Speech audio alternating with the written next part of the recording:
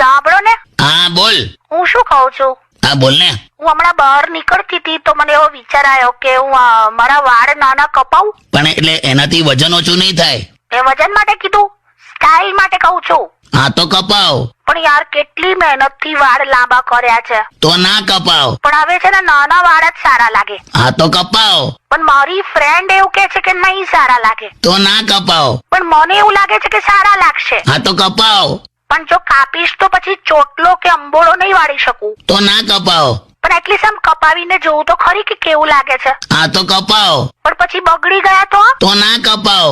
યાર આમ વિચાર આવે છે કે એક વાર તો કપાઈ જ દઉં. હા તો કપાવ. પણ જો પછી બગડી ગયા ને તો તમે જવાબદાર. ઓકે? તો ના કપાવ. પણ યાર આમ છે ને, આમ નાના વાળ હોય ને તો સાચવવામાં બહુ ઈઝી પડે, ખબર છે? હા તો કપાવ.